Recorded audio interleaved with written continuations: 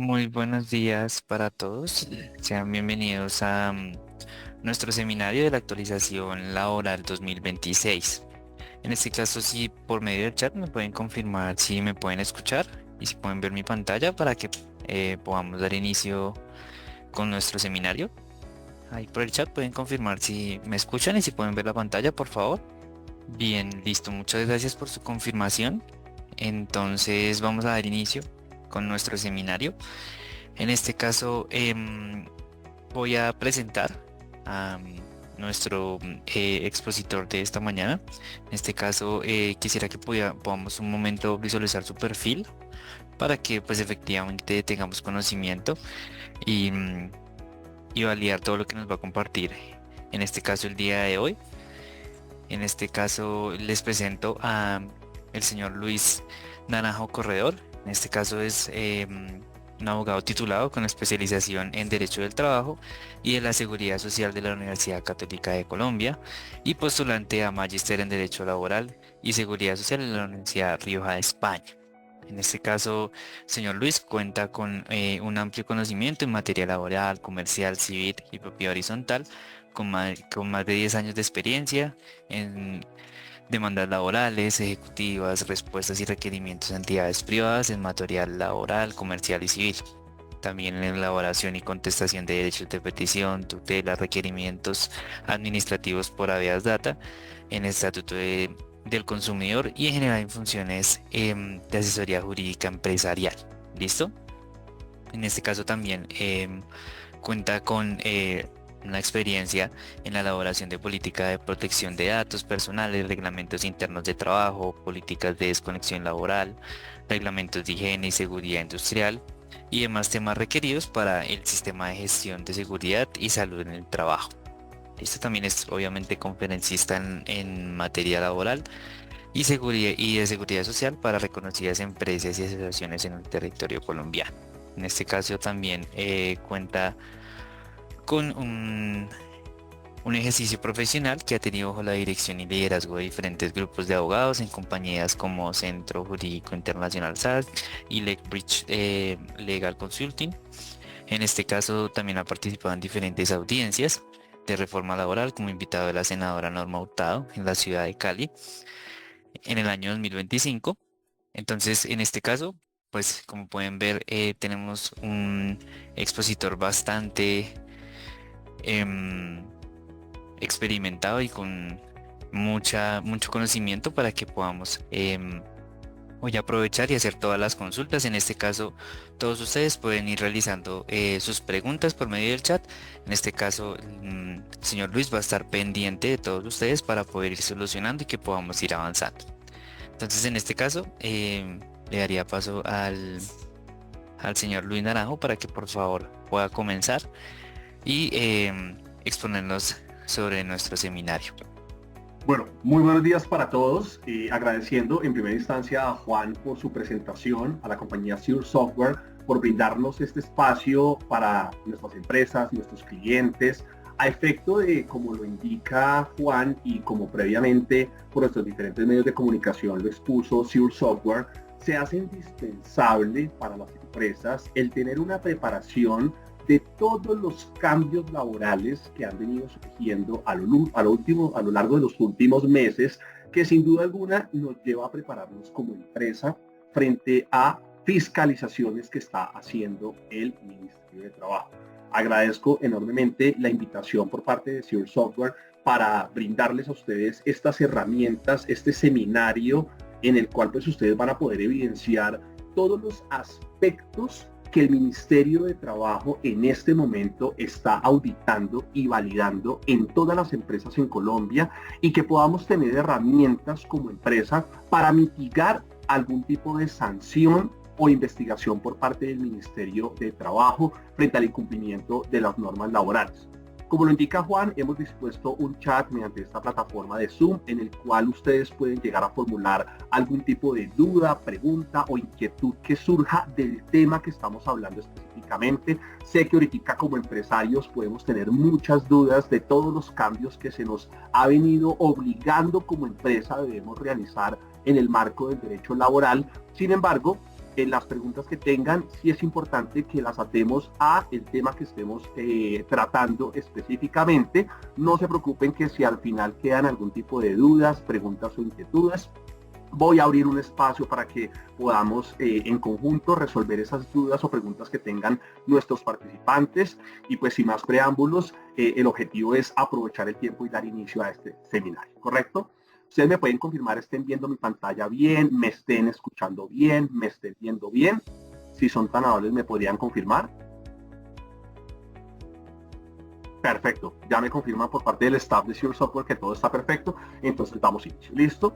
Ahora, como primera medida, debemos tener en cuenta que mediante la resolución 4179 y 4180 del 2025, emanadas por parte del Ministerio de Trabajo, se estableció, a diferencia de lo que teníamos actualmente, un procedimiento de fiscalización y validación del cumplimiento de las normas laborales mediante algo que ha denominado el Ministerio de Trabajo como visitas con propósito.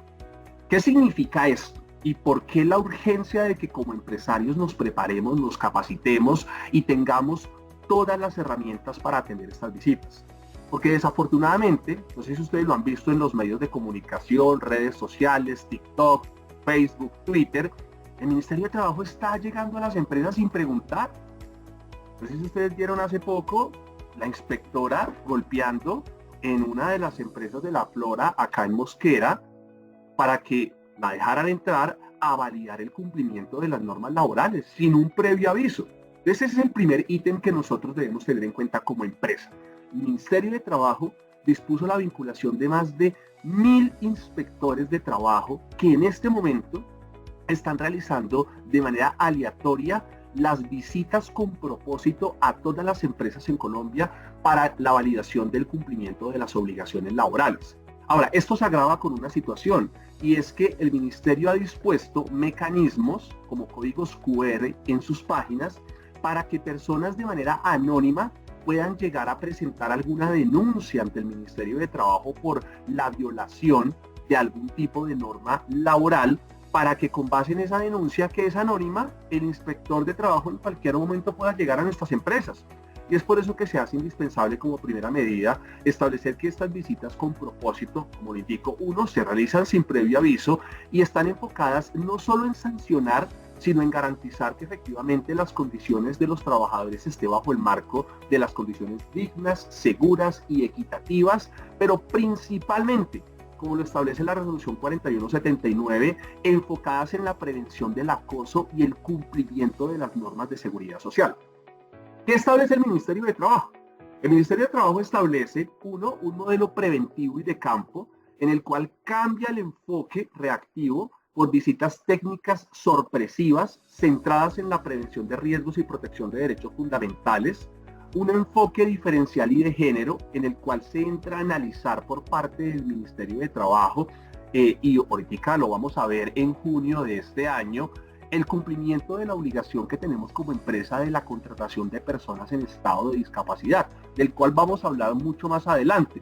Pero asimismo, pues determina esa inspección con propósito que busca la erradicación de la violencia laboral, el acoso, la discriminación, medidas preventivas en el cual el inspector de trabajo pueda llegar a establecer medidas urgentes y detectar riesgos y emitir, de cierta manera, unas restricciones a la empresa. No sé si ustedes vieron que hace poco una parte de la planta en Sopó de Alpina fue sellada y fue circulada por diferentes medios de comunicación como Caracol, como RCN, donde se veía como el inspector de trabajo entraba a las áreas operativas de las empresas, entraba a validar el cumplimiento del uso de los elementos de protección personal, de las dotaciones, y encontrando un espacio inseguro para el trabajador podía llegar a cerrar esa área específica de la empresa. Y pues imagínense ustedes, no solo que nos cierren áreas específicas de nuestras compañías, sino que adicional se nos pueda llegar a imponer sanciones que pueden estar oscilando entre los 0 y 5.000 salarios mínimos mensuales legales vigentes. Entonces es importante que como empresa tengamos en cuenta que en este momento estamos sujetos a que en cualquier momento puedan tocar la puerta de nuestra empresa y sea un inspector de trabajo a efecto de validar el cumplimiento de las obligaciones laborales. Ahora, la pregunta que surge es, bueno, ¿y qué me está o qué es lo que va a entrar a realizar el Ministerio de Trabajo, qué es lo que va a supervisar y a validar el cumplimiento de las normas laborales. Uno, en la resolución 4180 del 2025 se establecen las funciones, efectivamente, de ese equipo de inspección de trabajo y seguridad social, en el cual crean un nuevo grupo, que es el grupo de inspección élite. Son estas 1000 personas que se contrataron específicamente para validar el cumplimiento de las normas laborales. Y como lo indiqué previamente, pues esas visitas se pueden realizar de manera oficiosa o por solicitud por parte de inspecciones y reinspecciones en el lugar de trabajo, enfocadas en primera medida en la mitigación del acoso. Recordemos, y ya lo vamos a ver ahorita más adelante, que hay la implementación y la obligatoriedad de las empresas de implementar unas políticas como políticas de acoso sexual, cambios en los comités de convivencia laboral para el manejo del acoso laboral, la vinculación como tal de no solo los trabajadores, sino los aprendices, contratistas, estudiantes, en situaciones que generen acoso de tipo sexual, la validación previa de la empresa al momento de contratar, de que las personas, en este caso que se estén postulando para sus empresas, no sean personas que hayan tenido algún tipo de sentencia por delitos sexuales en contra de menores y que esto de cierta manera cohiba la contratación de esa persona sin que se entienda discriminación. Entonces vemos nosotros que lo que busca el Ministerio de Trabajo, pues efectivamente, es ejercer esas funciones de inspección, de vigilancia y de control con una aplicación de un enfoque diferencial. ¿Listo? ¿Qué va a entrar a revisar el Ministerio de Trabajo? Primer punto, la aplicación del salario mínimo mensual legal vigente. Es indiscutible que para las empresas la sorpresa que tuvimos el pasado 26 de diciembre del año 2025 con la publicación por parte del Ministerio del Trabajo y del presidente de la República actual, el salario mínimo mensual legal vigente aplicable para el año 2026, pues generó un impacto para las empresas, porque desafortunadamente, empresarios, el gobierno nacional no comprende y no entiende que el aumento del salario mínimo mensual legal vigente no solo afectaba a las empresas que tuvieran vinculados personas con salario mínimo mensual legal vigente. Cree y entiende el gobierno nacional que pues la empresa únicamente va a haber afectado económicamente ese sector de los trabajadores que devengaban el salario mínimo mensual legal vigente. Y esto no es así, es una imprecisión totalmente absurda y con todo, no soy político ni me gusta la política, pero pues esta medida indiscutiblemente tuvo sus tintes políticos porque desconoce el Ministerio del Trabajo y el Gobierno Nacional que con la ampliación del salario mínimo mensual legal vigente en este 23% está conllevando una primera consecuencia. Y la primera consecuencia es que ya estamos teniendo unos rangos salariales muy cercanos entre una persona que, por ejemplo, para el año pasado, 2025, se ganaba 1.900.000 pesos. Puede ser un tema administrativo, un tema comercial. Teníamos un salario de 1.900.000 que si lo comparábamos al salario mínimo mensual legal vigente del año pasado, 1.423.500, pues había una diferencia significativa. Sin embargo, con el aumento del salario mínimo como se dio para el año 2026, estamos teniendo un inconveniente con la nivelación de las escalas salariales de los trabajadores, donde esa persona dice, oiga, yo ya casi estoy a punto de ganarme el salario mínimo. Una persona que se ganaba 1.800.000 pesos el año pasado, a hoy 2026 dice, yo ya estoy casi 50.000 pesos por encima del salario mínimo. Entonces, lo primero es que creen y pretenden, con todo respeto, siendo yo también trabajador, que también se les tiene que aumentar el mismo porcentaje a las personas que devengaran más del salario mínimo mensual legal vigente. Y eso no es así. Como primera medida debo señalar que no hay ningún decreto, resolución o norma que obligue a la empresa a los cargos que devengaban más del salario mínimo mensual legal vigente, tenerles que subir el mismo porcentaje del salario mínimo mensual legal vigente. No lo hay. Jurisprudencialmente, lo que sí ha establecido la Corte Suprema de Justicia es que esas personas que, por ejemplo, para el año pasado se ganaban 2 millones de pesos, para este año 2026, pues sí hay que hacer un ajuste derivado del IPC, Índice de Precio del Consumidor. ¿Por qué? Porque la calidad de vida sube, porque el poder adquisitivo de la moneda indiscutiblemente sube, Y pues no es lo mismo hablar 2 millones de pesos el año pasado a 2 millones de pesos hoy, cuando diferentes servicios, productos y bienes aumentan. Transporte, alimentación, cuotas de administración y muchos otros aspectos. Pero acá lo primero que yo quiero definir y quiero dejar claro con todas las empresas que en este momento nos acompañan es, tenemos la obligatoriedad de aumentar el salario de las personas que ganaban el salario mínimo para el año 2025, sí, no hay nada que hacer. Si teníamos una persona que para el año pasado se ganaba 1.600.000 pesos, que era superior al salario mínimo, para este 2026 tenemos mínimo que ajustarlo al 1.750.000. No hay nada que hacer. No hay ninguna persona que hoy en Colombia pueda estar devengando menos de esto. Y esto es el primer ítem que está validando el Ministerio de Trabajo. ¿Por qué? Porque para ninguno de nosotros es un secreto que este decreto fue demandado. La demanda fue admitida el pasado 14 de enero.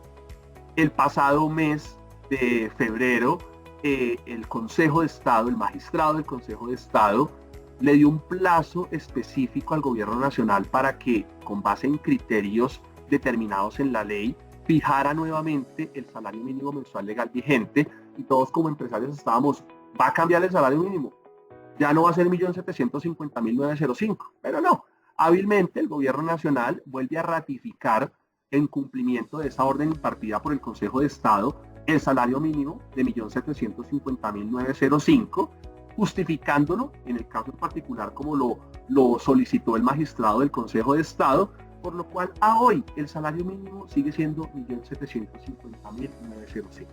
La demanda está en curso, hay que esperar qué dice el Consejo de Estado, hasta tanto no haya una sentencia definitiva del decreto que determinó el salario mínimo del año 2026, tenemos que dar cumplimiento. ¿Listo? Eso es lo primero que debemos tener en cuenta, que es lo que está entrando a validar el Ministerio de Trabajo. Ahora, ¿por qué les digo que el Gobierno Nacional no es consecuente con los impactos que genera el aumento del salario mínimo mensual legal vigente? No es consecuente porque, de cierta manera, activó y habilitó el reconocimiento de un derecho que de pronto una persona no tenía para el año pasado, y es el reconocimiento del auxilio de transporte. Raquel nos pregunta, ¿la sentencia tiene un tiempo o debemos esperar hasta cuándo? Raquel, en el caso en particular tenemos un antecedente jurisprudencial de este mismo hecho o de esta misma situación. En el año 2016, el decreto que estableció el salario mínimo también fue demandado. También fue demandado en el año 2016. ¿Sabes cuándo resolvió el Consejo de Estado? En el 2017, cuando ya había pasado todo el año 2016. Fue una sentencia completamente absurda, porque ya cuando lo definió, pues ya para qué, ya había acabado todo el 2016 y ya habíamos reconocido derechos y obligaciones. Ahora, es importante, Raquel, y nuestros demás empresarios que nos acompañan el día de hoy, tengamos en cuenta que una vez salga la sentencia, digamos hipotéticamente, la sentencia sea emitida en junio, en julio, en agosto, una fecha hipotética. Digamos que salga en julio la sentencia del Consejo de Estado y eche para atrás el aumento del 23%, los efectos de esa sentencia son a futuro. ¿Eso qué quiere decir? Que lo que haya pasado de ahí para atrás ya no hay nada que hacer. Son derechos laborales adquiridos y no podemos hacer nada, sino lo vamos a aplicar desde el momento de la sentencia para adelante. No tiene efectos retroactivos. Eso es lo primero que debemos tener en cuenta. ¿Listo?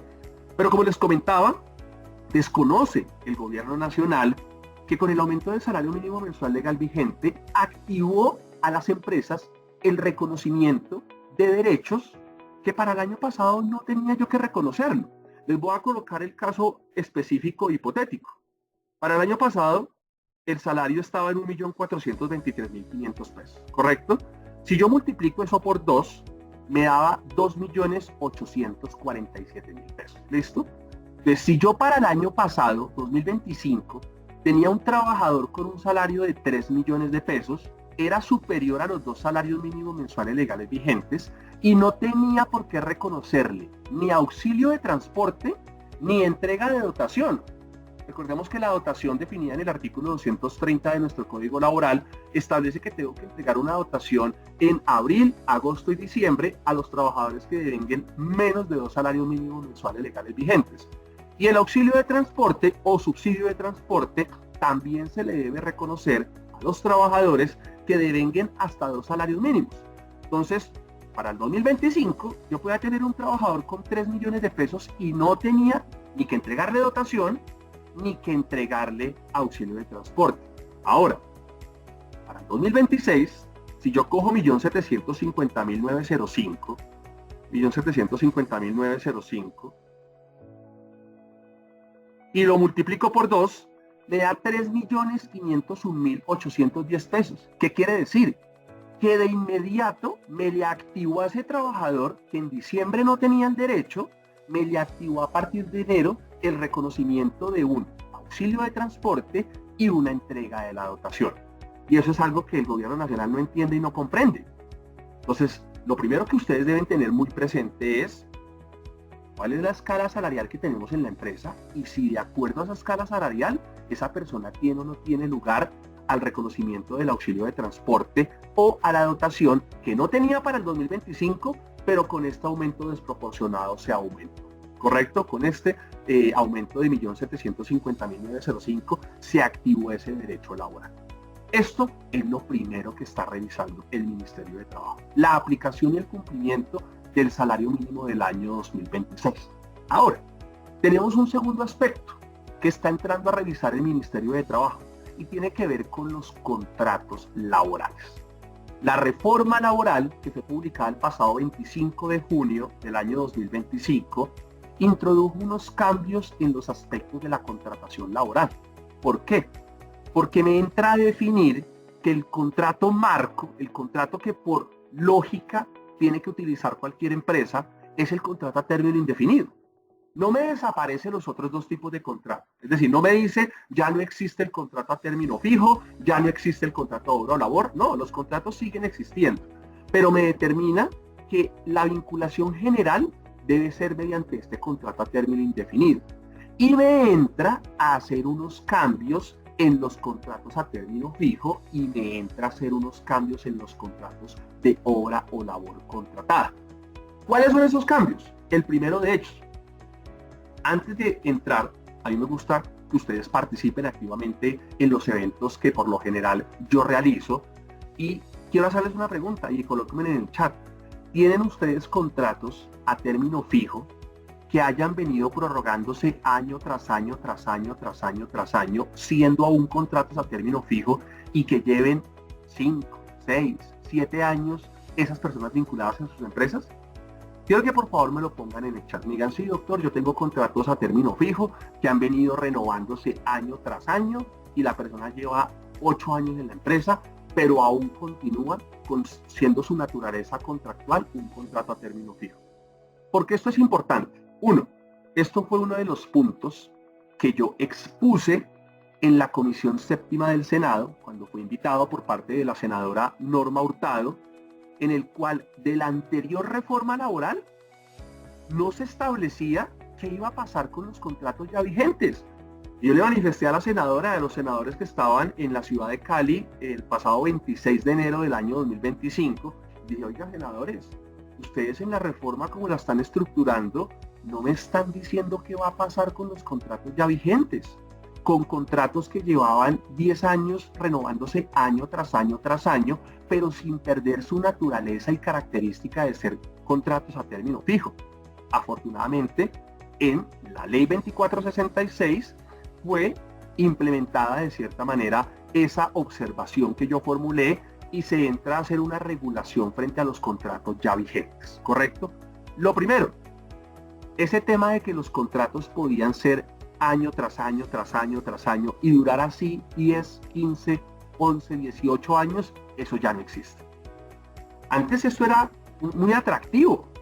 El manejo del contrato a término fijo era muy atractivo porque si yo tenía una persona que llevaba en la empresa 10 años, pero con contrato a término fijo, en el décimo año, yo 30 días antes le podía decir, chao, ya no quiero trabajar con usted.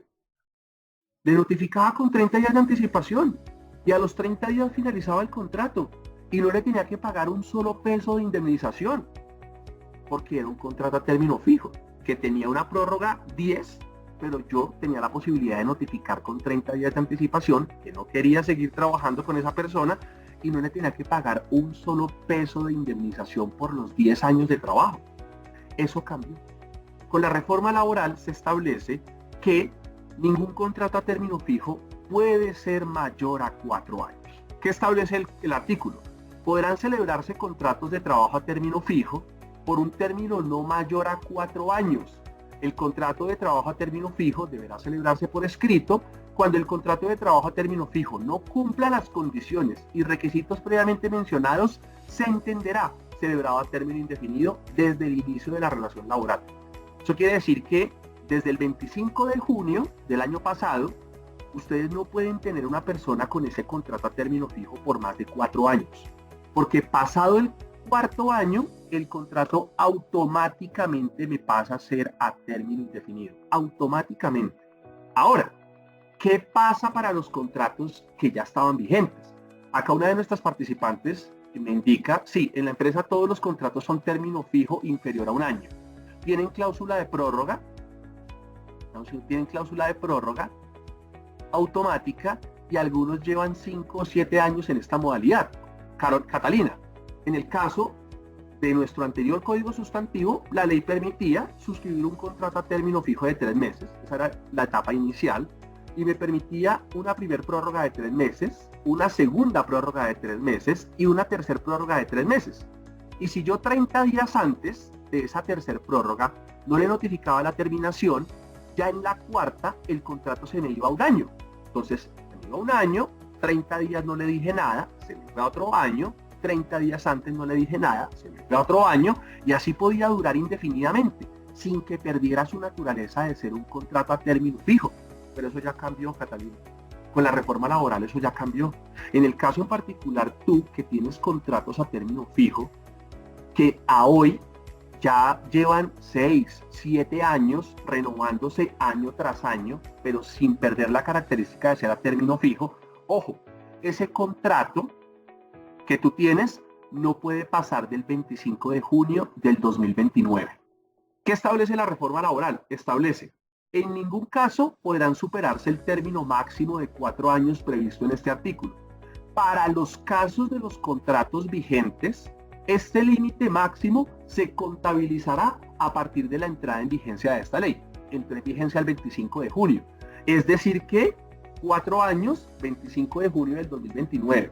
Si tú permites que esos contratos que ya tenías antiguamente, con 5, 6 años, permites que se pasen después del 25 de junio del 2029, ese contrato se te convertirá a término indefinido de manera automática.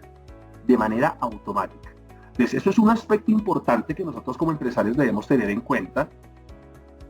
Acá me dice 4 años a partir de junio del 2025 aplica retroactividad.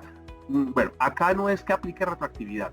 Acá lo que establece el gobierno, el Congreso, mediante la reforma laboral, es desde el 25 de junio de este año, si tú suscribes un nuevo contrato después de esa fecha, puedes seguir manejando contratos inferiores a un año, pueden prorrogarse, mira, acá lo dice, hasta por 4 veces, pueden superarse el límite máximo de 4 años, de 4 prórrogas en el caso en particular, pero ese contrato no puede superar los 4 años.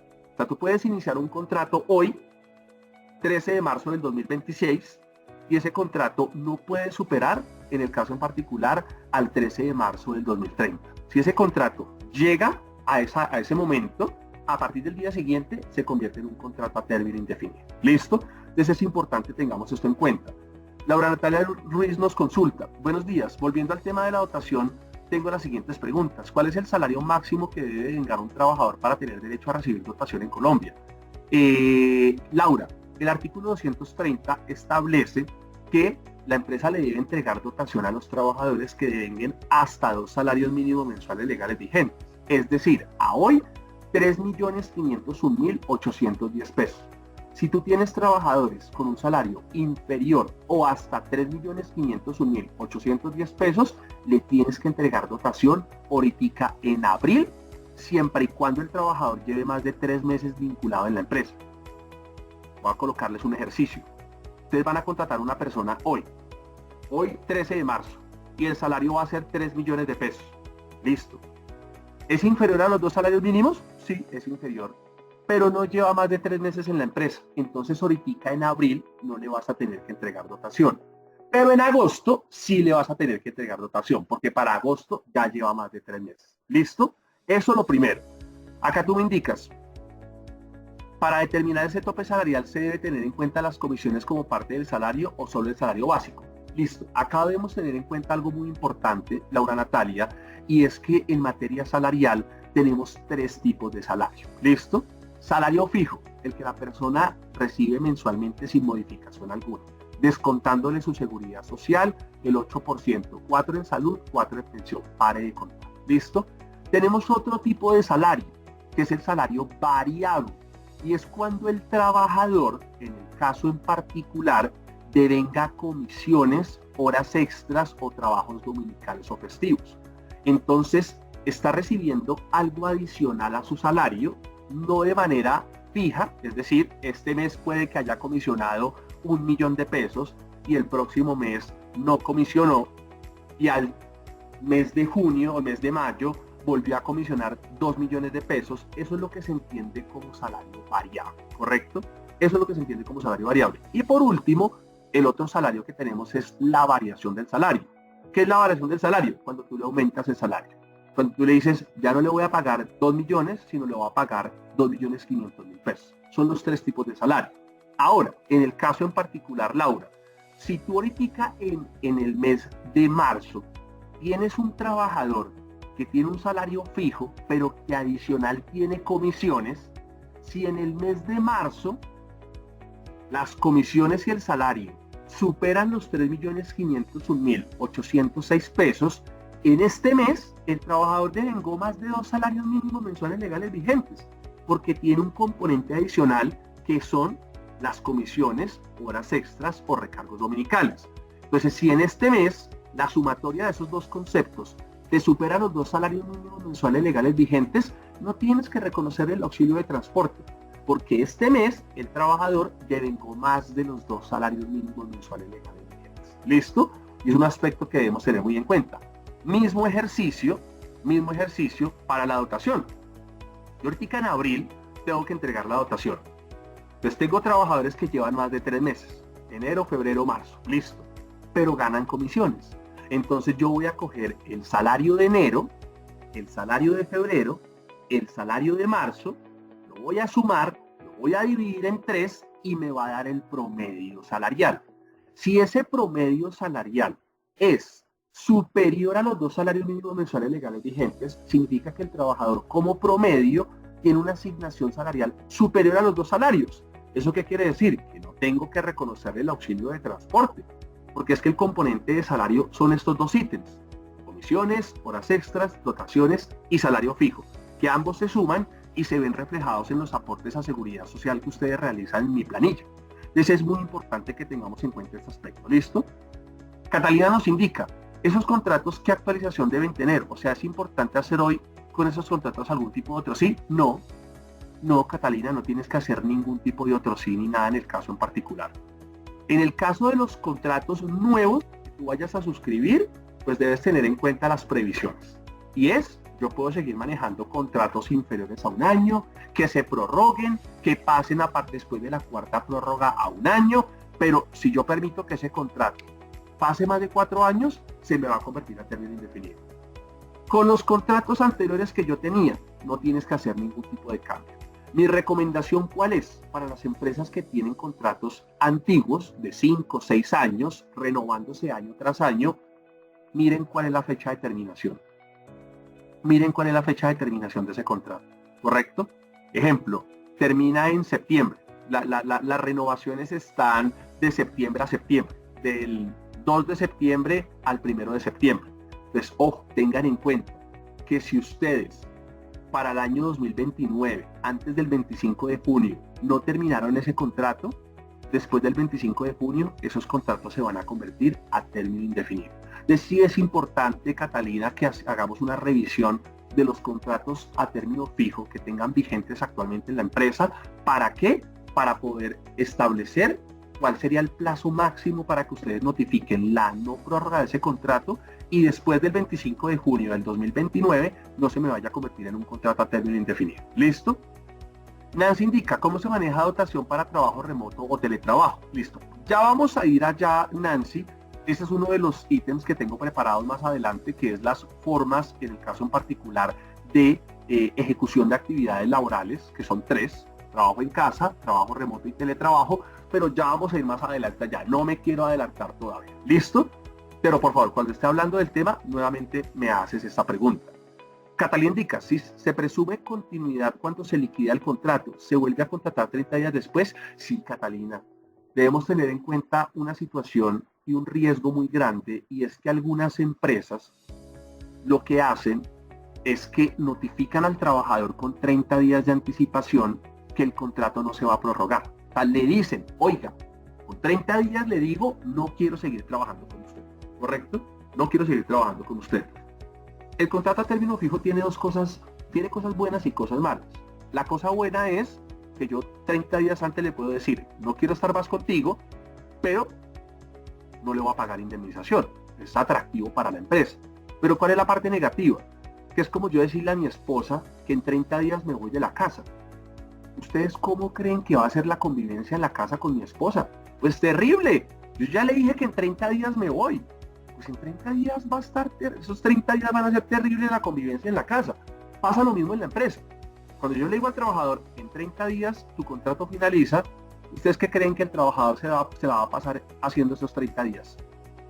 Pues buscando trabajo, es lo lógico. Ya que le va a meter a la empresa de ánimo si ya sabe que se le va a terminar el contrato. De cierta manera, esos 30 días para mí son 30 días muertos, los llamo yo, porque pues indiscutiblemente lo que está generando es una desmotivación. Decirle, ya en 30 días usted no trabaja más en la empresa. ¿Listo? Sin embargo, ¿por qué llego a este punto? Porque es la empresa la que le está diciendo no quiero trabajar más contigo. Pero hay algunas empresas que finalizan el contrato, lo liquidan, esperan unos días, esperan un mesecito y lo vuelven a contratar por otro contrato a término fijo. Mismo cargo, mismas obligaciones, mismas responsabilidades. Pero hubo, de cierta manera, un paraje o un lapso de un mes en que no fue trabajador. Eso, Catalina, es un riesgo indiscutible de la iniciación de una demanda laboral en contra de las empresas por algo que se llama continuidad laboral, como tú lo acabas de establecer. ¿Por qué? Porque ya he tenido la experiencia en este tipo de procesos donde miren el análisis del juez. El análisis del juez es, usted le dijo al trabajador con 30 días que no quería seguir trabajando con él. No quería seguir trabajando con él. Pero 30 días después de finalizado el contrato, lo vuelve a contratar para el mismo cargo y las mismas responsabilidades. Mala fe del empleador, continuidad laboral, reconocimiento de prestaciones sociales, seguridad social y salarios por ese término en el que el trabajador duró cesante. Entonces, no es una recomendación en el caso en particular, Catalina, hacerlo. ¿Qué hacían otras empresas? Otras empresas lo que hacían era, trabajador, venga, páseme su carta de renuncia. El trabajador pasaba su carta de renuncia, voluntaria y irrevocable, liquidaban el contrato, esperaban unos días o 30 días y le decían, trabajador, hágame una carta de solicitud de empleo y lo vuelvo a contratar. En el proceso judicial, ¿cuál era la defensa de la empresa? Él fue el que renunció, él fue el que me presentó la carta de renuncia, la decisión de terminar el contrato no fue mía como empresa, fue de él. Y después me volvió a pedir trabajo, nada me prohibía volverlo a contratar. Miren que de cierta manera es una figura hábil, pero ojo, porque ustedes al pedirle la renuncia al trabajador están incurriendo en algo que se llama acoso laboral y despido indirecto, que da lugar al pago de una indemnización. Es una figura riesgosa. Algunas empresas, no puedo decir claramente, pero algunas empresas, lo he visto en mi experiencia, lo aplican, pero yo no lo recomiendo. ¿Listo? Entonces miremos que este tema del contrato a término fijo entra a tener una relevancia en cuanto a las fiscalizaciones que hace el Ministerio de Trabajo y también en los contratos de obra o labor contratada. ¿Por qué? Porque este contrato para mí es el más delicado de todos. Recordemos que los 3 tipos de contrato que existen en Colombia son estos: laborales, indefinido, fijo y obra o labor. Pare de contar. ¿Cuál es la diferencia?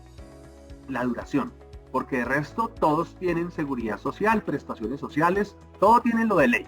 Lo único que cambia es su duración y su finalización.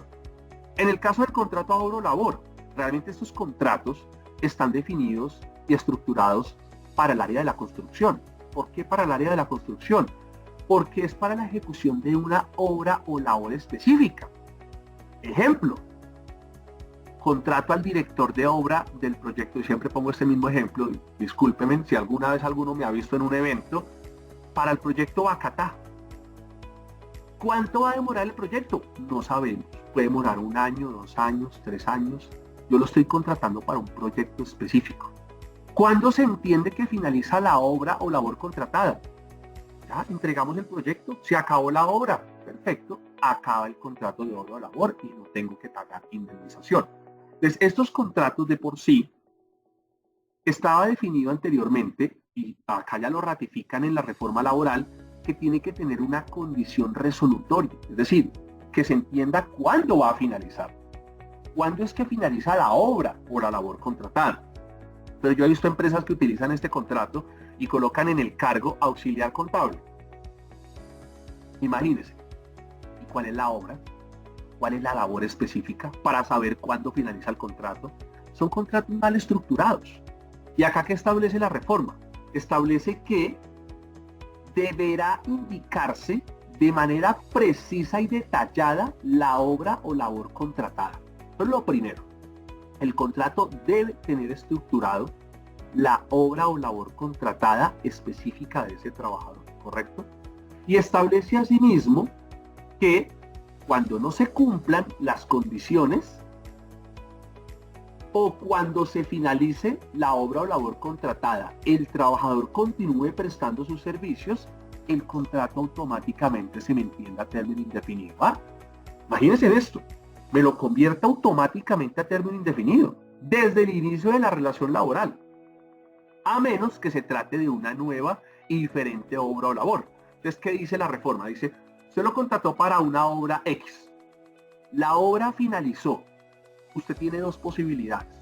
¿Necesita todavía esa persona para una nueva obra, para una nueva labor? Listo, el contrato no es necesario que lo liquide. Puede continuar el mismo contrato para una nueva obra. ¿Listo? O liquide el contrato de la obra que ya finalizó y suscriba un nuevo contrato con la obra o labor adicional o nueva que ha surgido.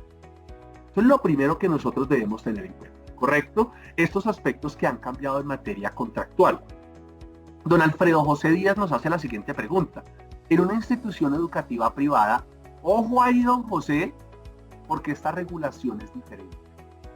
La regulación que tú me vas a preguntar en este momento es la establecida en los artículos 100 y subsiguientes del Código Sustantivo de Trabajo, que son para los profesores de instituciones educativas privadas, donde sus contratos tienen una reglamentación diferente a lo que acabamos de ver.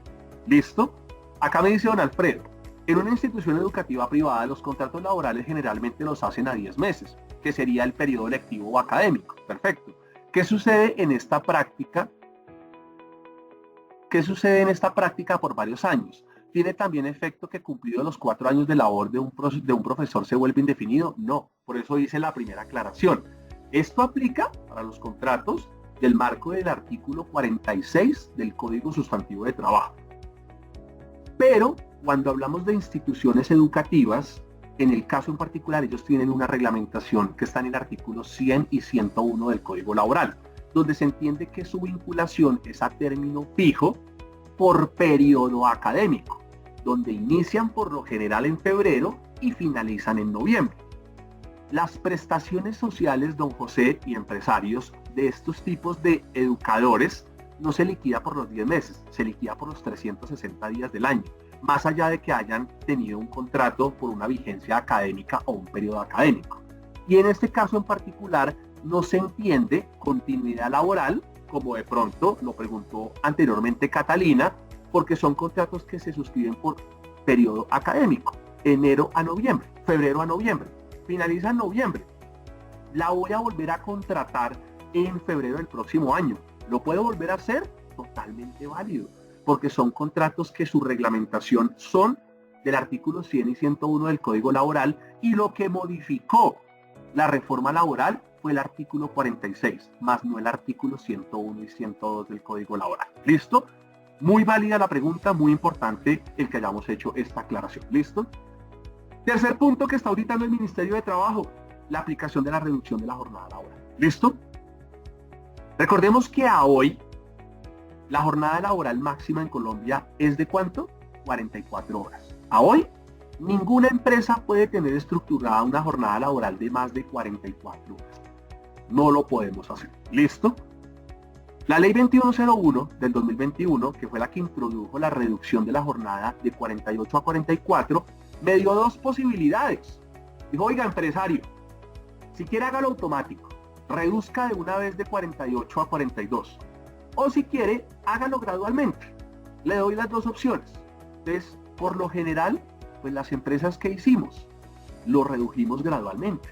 Entonces, en julio del 2023, el 16 de julio, ya lo reducimos a 47, en el 2024 a 46, el pasado 16 de julio del 2025 a 44, a hoy estamos en 44, y a partir del 16 de julio ya tenemos que tener la reducción de la jornada a 42 horas semanales. Les hago la pregunta, ¿qué jornadas laborales tienen ustedes actualmente en sus empresas? Por favor, háganmelo saber en el chat. ¿Qué jornadas tienen a hoy? Porque eso va a cambiar un aspecto importante, que también está validando el Ministerio de Trabajo.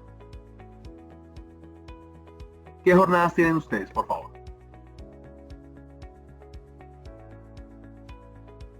Laura Guerrero me dice 44, perfecto.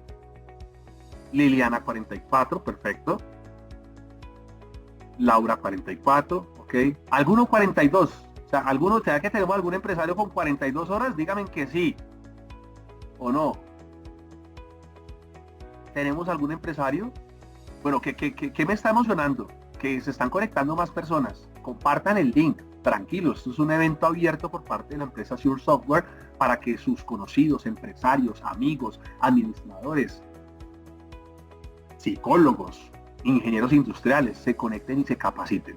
Doña Nancy, 42 horas. Muchas gracias, doña Nancy. Ojo, si ustedes están en una jornada laboral de 44 horas, a hoy tienen que otorgarle a los trabajadores el Día de la Familia de este semestre del 2026, de enero a junio. Obligatoriamente tienen que otorgar el Día de la Familia. ¿Listo? Sin embargo, para doña Nancy, que ella ya tiene una jornada de 42 horas, ese era como el premio que daba la ley 2101. Y es, si usted se reduce a 42, ya, tranquila, no tiene que seguir otorgando el Día de la Familia. Entonces, por ejemplo, a doña Nancy, si el Ministerio de Trabajo me la va a visitar, en esas visitas con propósito, le va a decir, ¿cuál es la jornada laboral? 42 horas, listo, no le va a preguntar por el Día de la Familia. Pero en el caso de Lady Castañeda, le va a decir, ¿cuál es tu jornada laboral, Lady? 44 horas, ok, perfecto. ¿Cuándo tienes establecido el otorgamiento del Día de la Familia de este primer semestre del año 2026? Porque aún tienes la obligación de otorgar el Día de la Familia. ¿Listo? Es importante. Ya para el segundo semestre del 2026, como ya la reducimos a 42, se elimina para todas las empresas ahora sí el reconocimiento del Día de la Familia. Es decir, que para julio a diciembre del 2026, el Día de la Familia ya no es de obligatorio cumplimiento. Pero importante, ojo, no podemos en este momento tener trabajadores que laboren más de 44 horas semanales. ¿Listo? ¿Cómo se distribuyen esas jornadas laborales? Es el aspecto que está revisando el Ministerio de Trabajo. La ley me dice que esas 44 horas semanales yo las puedo distribuir en los 6 primeros días de la semana.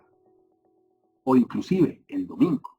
Ya les explico por qué. Ya voy al tema del dominical. La ley me dice, oiga, las 44 horas divídalas, si quiere, en los 6 primeros días de la semana. ¿Correcto? Donde la jornada no supere 9 horas ni sea inferior a 4. Yo les coloco un ejemplo. Mi jornada laboral, ¿cuál es?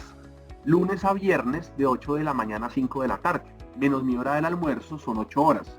8 por 5, 40. Yo trabajo 40 horas de lunes a viernes. Y los sábados mi jornada es de 8 de la mañana a 12 del mediodía. Total, 44 horas. Ni inferior a 4, ni superior a 9. Ustedes no trabajan los sábados, no les interesa el trabajo en los sábados, de lunes a viernes. Perfecto. Pueden distribuir a hoy las 44 horas en los 5 primeros días de la semana, de lunes a viernes, donde la jornada no sea superior a 9 horas ni inferior a 4. Tienen ustedes la libertad de poder establecer esa jornada laboral. ¿Listo? ¿Quiénes de ustedes tienen jornadas laborales los sábados? Por favor, háganmelo saber. Sí, doctor, nosotros tenemos jornadas laborales los sábados de 4 horas, de 5 horas, de 6 horas. O ninguno trabaja en los sábados. Raquel me dice que no. Señora Raquel, muchas gracias por su respuesta. Liliana, listo, me voy a quedar con Liliana Chacón. ¿Listo, Liliana? Mira que tú, pero solo 2 sábados al mes. Listo, perfecto. Pero mira que en sí, si tú tienes, digamos que esta semana, se trabajan las 4 horas del sábado, me imagino que las otras 40 horas las están trabajando de lunes a viernes. ¿Listo? A partir de julio, del 15 de julio realmente, que ya se reduce a 42 horas, te van a quitar 2 horas. Es decir, que la del sábado te va a quedar en 2 horas. ¿Listo? La del sábado te va a quedar en 2 horas. ¿Podrías seguir manteniendo esa jornada de los sábados? No. Porque mira que el mínimo que me dice acá, teniendo como mínimo 4 horas continuas y máximo de 9 horas diarias. Es decir, que al reducirse de 44 a 42, te está quitando 2 horas del sábado. Pero tú quieres seguir manteniendo el sábado. Te hago la pregunta, Liliana, ¿quieres seguir manteniendo el sábado como una jornada laboral? ¿O las empresas que trabajan todos los sábados bajo esa estructura, como por ejemplo la mía? ¿Quieres seguir manteniendo esa jornada? ¿Lo puedes hacer? Claro, válido. Mira lo que dice Catalina, el sábado es necesario para algunas empresas. Entonces, ¿qué hago si de las 4 que tengo hoy me van a bajar a 42 y me quitan 2 horas? ¿Qué hago para volverlas a recuperar y seguir manteniendo el sábado? Ojo, el tema del sábado es un tema que es importante. Yo sé que mucho no lo vemos contablemente y financieramente, pero es que el sábado, cuando yo lo determino como jornada laboral, ¿no ven que el sábado me cuenta para licencias y vacaciones? Entonces yo le cuento los días de vacaciones no de lunes a viernes, sino de lunes a sábado. Y eso, créanme que cuando hablamos de empresas con hartos trabajadores, eso me implica un factor económico considerable. Entonces, ¿qué hago yo como empresa si quiero seguir manteniendo esas 2 horas, esas 4 horas los sábados? Sencillo. Tienen que quitarle de lunes a viernes 2 horas de lunes a viernes. Pero ¿cómo lo hacemos? Si, por ejemplo, me voy a ir con mi ejemplo hipotético, trabajo de 8 a 5 de la tarde, lunes a viernes, ¿cómo le va a quitar 2 horas o 1 hora el jueves o 1 hora el viernes para pasárselos al sábado? Sencillo. Ya no entran a trabajar a las 8 en punto, entran a trabajar a las 8 y 10 de la mañana. ¿Ya cuántos minutos me gané? 10 minutos. Y ya no trabajan hasta las 5 de la tarde, trabajan hasta las 4 y 50 minutos de la tarde. ¿Por qué? Uno, el trabajador no llega a las 8 en punto a trabajar. No hay ningún trabajador que a las 8 ya esté sentado trabajando. Eso es muy escaso. El trabajador llega mientras se pone bonito y se va al baño y habla con la amiga y cómo te fue y esto. Y se están sentando a trabajar 8 y 20, 8 y 30 de la mañana. No nos digamos mentiras. ¿Correcto?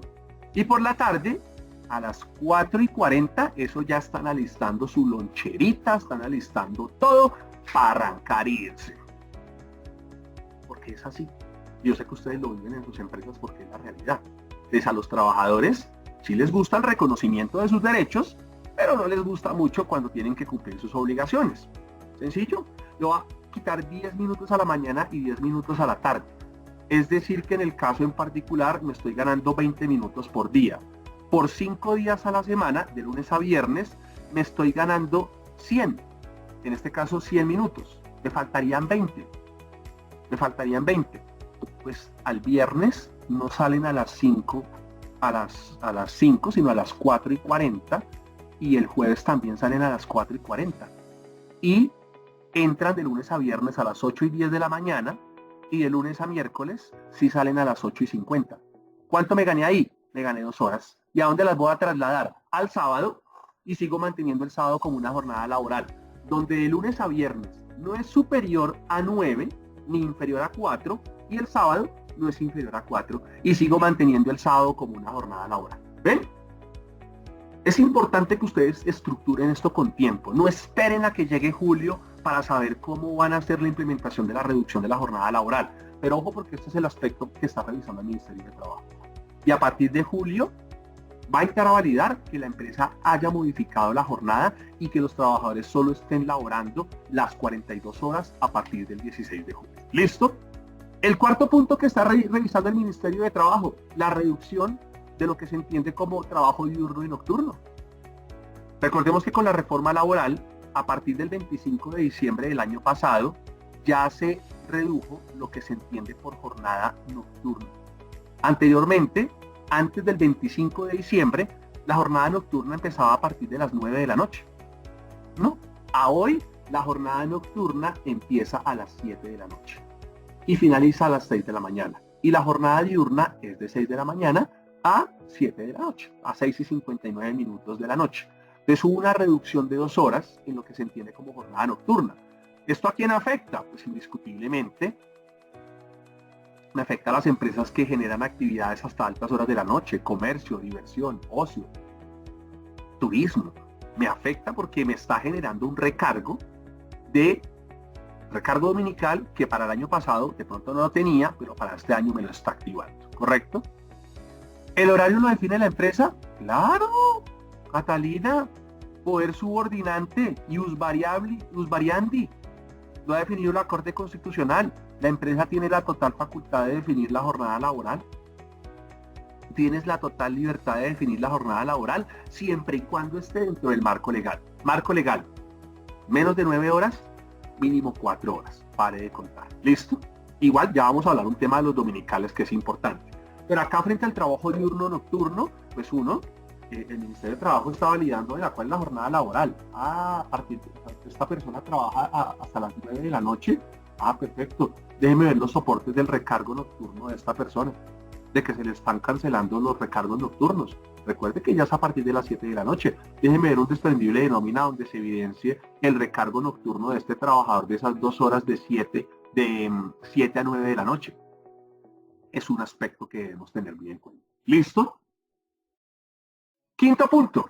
Este sí es importantísimo, ¿correcto? Catalina nos dice, si no trabajo los sábados y ahora necesito que lo haga, ¿puedo notificar el cambio? ¡Claro!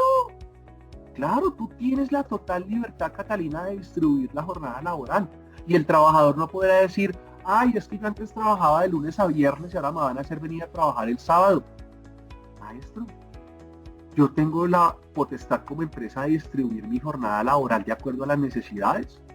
Y yo no me estoy pasando de los límites. A hoy de 44 horas no me estoy pasando y después del 16 de julio a 42 horas. Ni usted me está trabajando más de 9 horas diarias, ni menos de 4 horas diarias. Tiene que trabajarme los sábados. No hay nada que hacer. No hay Santa María que valga. ¿Listo, Catalina? Ahora, el quinto aspecto que está revisando el Ministerio de Trabajo fue la modificación que hubo en cuanto a las horas extras. Ojo con esto. Los porcentajes siguen siendo los mismos. Eso no cambió. El porcentaje por hora extra no cambió. No cambió. Lo que cambió es que ya no tengo que ir al Ministerio de Trabajo para pedirle la autorización. Recuerden que antes nos tocaba radicar unos documentos, el reglamento, los perfiles de los cargos, el sistema de gestión de seguridad y salud en el trabajo, y yo radicaba con el ministerio, el plazo me quedaba 3 meses y después me salían con una resolución por 2 años donde me decía que me autorizaba el pago en imposición de horas extras. Eso ya no existe. Esto ya no tienen que hacer ningún trámite ante el Ministerio de Trabajo. Pero tienen que tener un registro de las horas extras de los trabajadores. Y eso es lo que está revisando el Ministerio de Trabajo. ¿Ustedes trabajan horas extras? ¿Sí? Listo, me hace un favor. Me deja ver el registro de horas extras de, por favor, Catalina Salazar, donde el registro indique número de horas laboradas, día en que laboró esas horas extras, que no pueden ser superior a 2, si fueron nocturnas o fueron diurnas, y el pago correspondiente o el valor que equivalió la ejecución de actividades de hora extra diurna o nocturna. Debemos tener como empresa un registro de cada trabajador que esté laborando horas extras. Debemos tener ese registro. Ya no tengo que mostrarle al ministerio una resolución, eso ya pasó a otro plano, ya no tengo que aportar ese documento, pero sí debo soportar que tengo el registro de horas extras, ¿correcto? Entonces eso es un tema importante. Y ojo, que no pueden ser superiores a 12 horas semanales. Máximo puede trabajarme 2 horas, máximo 2 horas, por los 6 días de la semana, 12 horas. Más las 44, a hoy, 56. Ninguna persona en Colombia hoy me puede trabajar más de 56 horas a la semana, de lunes a sábado. ¿Listo? De lunes a sábado. El domingo es un tema aparte. Domingo es un tema aparte que ya lo vamos a ver en el sexto punto. ¿Listo? Entonces es importante tengan en cuenta, si ustedes manejan el pago e imposición de horas extras, por favor, hagan el registro y tengan el registro de cada trabajador, qué día trabajó las horas extras, de qué hora a qué hora, cuánto equivalió económicamente a esas horas extras y en qué nómina se las pagamos. Y así lo establece el artículo 162 del Código Sustantivo de Trabajo. Claudia dice, ¿y cuando la jornada es de lunes a viernes? ¿Pero frente a qué, Claudia? De lo que es hablado, frente a qué específicamente, Claudia, iría a tu pregunta específica. Si es frente a horas extras, pues la persona solo puede trabajar 2 horas extras el lunes, 2 el martes, 2 el miércoles, 2 el jueves, 2 el viernes, pues máximo puede trabajar 10 horas extras a la semana, porque su jornada es de lunes a viernes. ¿Listo? Ahí te respondí la pregunta. Si la jornada es de lunes a viernes, la persona puede trabajar máximo 2 horas extras por día. ¿Listo? Sumado a la jornada ordinaria, como lo tengas estructurado. ¿Listo? Como tengas estructurada las 44 horas de lunes a viernes, le puedes sumar a cada día 2 horas extras, sin pasarte de 2 horas extras. ¿Listo? Sexto punto. Remuneración de descanso obligatorio. Cambios en la remuneración de descanso obligatorio. Ojo con esto. Tenemos que a partir de julio del año pasado, ya se modificó y se aumentó el recargo por trabajo dominical. ¿Listo? Acá el artículo 179 del Código Laboral te dice que es del 100%. Recordemos que antes de la reforma era del 75% la remuneración por trabajo dominical. Sin embargo, acá la ley de una vez dice el 100%. ¿Cómo así, doctor, que el 100%? No. Sí y no. ¿Por qué? Porque el parágrafo transitorio del artículo 179 de nuestro actual Código Laboral establece que las empresas pueden implementarlo de manera gradual, ese aumento del recargo dominical. En este momento estamos en un recargo de ¿cuánto? Del 80%. Eso está desde el 1 de julio del año pasado hasta el 30 de junio del 2026, el recargo del 80%. ¿Eso qué quiere decir? Que si ustedes tienen trabajadores que laboran los domingos, a hoy el recargo debe ser del 80%. ¿Listo? Ángel acá nos indica, hola, ¿cómo estás? Manejamos una MEPRES que trabajan los domingos, pero algunas personas hacen más de 24 horas extras quincenales. En ese sentido, ¿cómo se manejaría? Ojo con esto. Ojo, Ángela. Una cosa es la jornada extra, que son 2 horas diarias de lunes a sábado. Un ejemplo. 12 horas extras de lunes a sábado, más las 44 ordinarias, son 56. Para de contar. La jornada dominical es algo diferente. Eso no tiene ni horas extras, a menos de que las 12 horas vayan a haber máximo 2 horas extras dominicales el domingo, porque no se ejecutaron el sábado, ni el viernes, ni el jueves, pero en la semana no pueden ser más de 12 horas extras. ¿Listo? Ahora, la jornada dominical es una jornada, de cierta manera, suplementaria, extraordinaria. Lo primero, artículo 185 del Código Laboral. Si tú tienes trabajadores que laboran los domingos, tienes que notificarles con 12 horas de anticipación que trabajan el domingo. Primer requisito que establece el Código Laboral. Segundo requisito, si la persona trabaja el domingo, a hoy tú tienes que estar reconociéndole el 80% de recargo por trabajo dominical. ¿Listo? Eso es lo primero. Lo segundo, es trabajador habitual u ocasional. ¿Qué significa eso, doctor Naranjo? Hábleme en castellano. ¿Qué significa trabajo dominical ocasional? Que trabaja 1 o 2 domingos en el mes. ¿Qué es trabajador dominical habitual? Me trabaja 3 o 4 domingos en el mes. Porque la metodología es diferente. Si la persona me trabaja 1 o 2 domingos en el mes, que es ocasional, yo puedo acordar con el trabajador. Oiga, Ángela, como usted trabajó este mes, usted va a trabajar este mes 2 dominicales, son dominicales ocasionales, ¿usted quiere que yo se lo pague con el recargo del 80% o le doy un día de descanso la semana siguiente? ¿Cuál prefiere? No, don Luis, yo prefiero que me dé un día de descanso la semana siguiente. Perfecto. No le voy a pagar el recargo del 80% porque le voy a dar un día de descanso la semana siguiente. ¿Listo? No, don Luis, páguemelo con el recargo. Perfecto, le pago el recargo, pero la otra semana me tiene que venir a trabajar toda la semana común y corriente, de las 44 horas, común y corriente. Cuando hablamos de domingo habitual, es decir, 3 o 4 domingos en el mes, ya la situación cambia.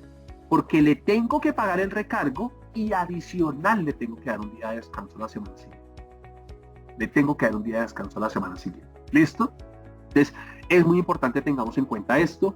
A partir del 1 de julio va a subir al 90% el recargo dominical y a partir del 1 de julio del 2027 ya tendríamos el aumento definitivo del dominical al 100%.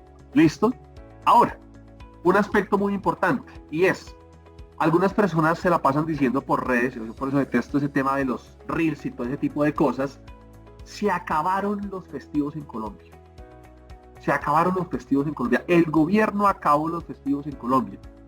Y sí y no, tiene razón ese tipo de precisiones que se han hecho por redes sociales. ¿Por qué? Porque la reforma laboral introduce que el empleador y el trabajador pueden acordar, ojo con esto, acordar que el día de descanso obligatorio ya no sea el domingo, sino que, por ejemplo, sea el lunes. Entonces yo le puedo decir a mi empleador, oiga, mire, empleador, yo quiero que mi día de descanso ya no sea el domingo, sea el lunes. El día lunes es mi día de descanso obligatorio. Es decir, que va a trabajar martes, miércoles, jueves, viernes, sábado y domingo. Pero ese domingo no tiene recargos, ni nada parecido. Las 44 horas me las va a cubrir o me las va a cumplir de martes a domingo. Porque el lunes es su día de descanso obligatorio. ¿Válido? Totalmente válido. Pero debe haber acuerdo entre trabajador y empleador. ¿Por qué se dicen que se acaban los dominicales? Porque por lo general todos los dominicales son los lunes. Por lo general siempre los festivos, discúlpenme, los festivos son los lunes. Entonces, si yo con mi empleador acuerdo que mi día de descanso ya no es el domingo, sino es el lunes, y ese lunes cae un festivo, pues lo lamento mucho, trabajador. Yo tengo que reconocerle 2 veces por el mismo día. Usted eligió, y así lo acordamos, que su día de descanso fuera el día lunes. Y preciso ese día lunes cayó un festivo, lo lamento mucho, no hay nada que hacer. Usted me tiene que cumplir las 44 horas, el martes, el miércoles, el jueves, el viernes, el sábado y el domingo. Los 6 días de la semana. ¿Listo? Entonces es importante tengamos este aspecto frente a que no precisamente el día de descanso obligatorio es el domingo. Y miren que lo dice el parágrafo 3 del artículo 179. Las partes del contrato de trabajo podrán convenir por escrito que su día de descanso sea distinto al domingo.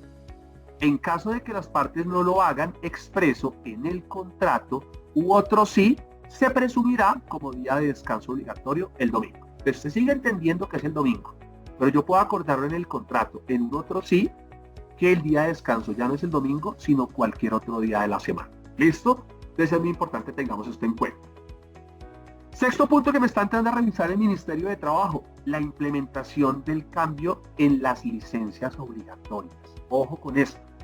La reforma laboral introdujo nuevas licencias obligatorias en Colombia, a las que ya conocíamos. Yo sé que ahorita nosotros como empresa estamos otorgando las licencias del numeral A y B. Y fue el trabajador que fue y votó ahorita por el Congreso de la República y consultas presidenciales y llegó con el soporte a la empresa. Oiga, mire, yo voté. ¿A qué tiene derecho? A media jornada laboral. A media jornada laboral de común acuerdo con el empleado. ¿Qué día se va a tomar esa media jornada laboral? ¿Listo? Y si fue jurado de votación, pues llega con el soporte de jurado y con el soporte de haber votado, porque también tiene derecho al voto, y tiene 2 permisos. Un día hábil por haber sido jurado de votación y medio día por haber ejercido derecho al sufragio. ¿Esto aplica para el sector privado? Claro, Claudia. Esto es una de las licencias obligatorias que establece el artículo 57 del Código Laboral. Y estas dos licencias ahorita las empresas deben otorgarlas a los trabajadores que hayan sido jurados de votación o que hayan votado y tengan media jornada laboral. O si fuera un jurado, un día. Y si hicieron las dos, día y medio. ¿Listo? Esto es obligatorio. Pero más allá de detenerme en las licencias que ya estaban establecidas en nuestro Código Laboral, tenemos unas licencias adicionales. Uno, la licencia para asistir a citas médicas. Anteriormente no estaba definido como una licencia obligatoria. Las empresas sabían que es un derecho constitucional. No puedo negarle a una persona que no vaya a la cita médica. Pues claro. Pero ya con la reforma laboral se introdujo ya de manera expresa como permiso remunerado, obligatorio, para asistir a las citas médicas. ¿Correcto? Siguiente, para asistir a las obligaciones escolares como acudiente. Antes de detenerme en esta, quiero devolverme un poco. Ojo, empresas, con el tema de las citas médicas. Si un trabajador a ustedes les pide permiso para una cita médica, uno, estructúrenlo que se lo haga con anticipación. Ahí voy, Catalina, ¿sí ve? Me le adelanté por un segundo. Estructuren en el reglamento interno de trabajo que el trabajador haga la solicitud con anticipación. Punto número 1. Para yo saber que la persona no va a estar porque tiene una cita médica. Lo segundo, exíjale al trabajador el soporte de que asistió a la cita médica, ¿correcto? De que sí fue a la cita médica. Porque es que muchos trabajadores dicen, oiga, mire, acá está, tengo permiso a la cita médica. Bueno, sí, vaya a la cita médica y se van por allá para otra cosa, a una entrevista, o se van para hacer otro tipo de actividad diferente. Y llegan a la empresa, ¿y cómo le fue en la cita? Bien, perfecto. Muchas gracias, señora Catalina, por el permiso a la cita médica. ¿Y cuál es el problema? El punto número 2, el tiempo. El trabajador pide la cita médica a las 11 de la mañana.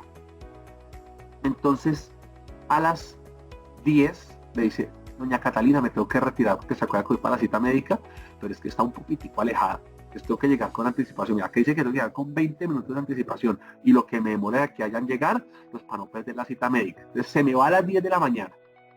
La cita es a las 11. Mientras lo atienden, mientras se devuelve a la oficina, llegó a la 1 de la tarde. Ya que no adivinan a qué va a llegar el trabajador a la empresa. ¿Qué creen ustedes que a la 1 de la tarde llega el trabajador a la empresa? Después de su cita médica. Catalina, respóndeme tú. ¿A qué va a llegar el trabajador a la 1 de la tarde, después de su cita médica? ¿Almorzar? ¡Claro! Doña Catalina, yo no he almorzado. Quiero tomarme mi horario. Y se va a almorzar. ¿Cierto? Este tema del tiempo, de cierta manera, que se toma el trabajador, yo no lo puedo limitar. O sea, yo como empresa no puedo decirle, usted no me puede pedir más de 5 o 6 citas en el mes, o no se puede demorar más de 1 hora en la cita médica, porque no puedo establecer mi periodicidad, mi tiempo del permiso, porque depende de cada situación en específico. Sin embargo, yo sé como empresa que se lo tengo que pagar. Yo le tengo que pagar ese tiempo que él se tomó para ir a la cita médica, pero no me la está trabajando. ¿Puedo yo indicarle a él que el tiempo que se tomó en la cita médica me lo tiene que trabajar posteriormente o el mismo día, sin exceder los límites de las 9 horas diarias? Válido, totalmente válido. No es compensación. Es decirle, yo le estoy pagando a usted por una jornada, yo le estoy dando el permiso para que usted vaya a la cita médica, pero el tiempo que usted se tomó, me lo tiene que trabajar. Me tiene que trabajar el tiempo. Y cuando nosotros adoptamos esa política, Catalina, don Alfredo y demás participantes, vamos a cambiar la mentalidad del trabajador. Entonces ya va a dejar de pedir citas a las 11 de la mañana, sino que como él sabe que lo que se demore, uno tiene que justificarlo, de que sí la pidió y de que sí asistió, el tiempo que se tome, pues lo tiene que trabajar, pues vas a ver el cambio, Catalina, en la mentalidad del trabajo. ¿Listo?